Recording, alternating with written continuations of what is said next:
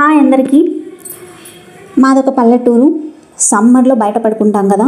So అప్పుడు నాకు జరిగిన సంఘటన ఇది.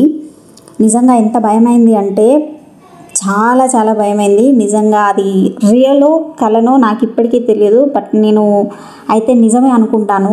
అంత రియలిస్టిక్గా జరిగింది నాకు అది. సో మాది పల్లెటూరు కాబట్టి సమ్మర్లో బయట పడుకునే వాళ్ళం. అయితే అప్పుడు ఒక మంచంలో నేను పడుకున్నాను, పక్కన మంచంలో మా అమ్మ పడుకుంది. డీప్ స్లీప్లో ఉన్నాను నేను. డీప్ స్లీప్లో ఉన్నప్పుడు ఏదో ఒక ఆకారం, అది చాలా పెద్దగా ఉండే ఆకారం. అది నా ఇమాజినేషన్ లేక నేను దాన్ని చూసానో కూడా నాకు గుర్తులేదు.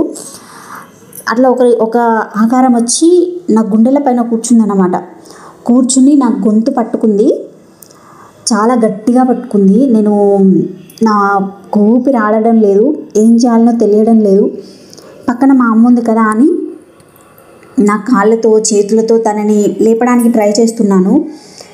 నా కాళ్ళు చేతులు అసలు కదలడం లేదు. ఎంత కదిలిద్దామన్నా కూడా కదలడం లేదు. నా వాయిస్ అయినా అరిచైనా లేపుదామని ఎంత అరిచినా కూడా అస్సలు బయటికి రావడం లేదు. నా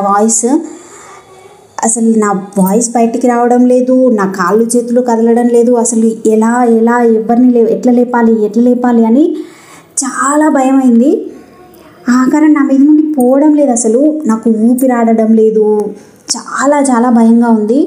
సో ఇది అన్నమాట నా లైఫ్లో జరిగిన సంఘటన. అది కలో నిజమో ఇప్పటికీ తెలియదు నాకు.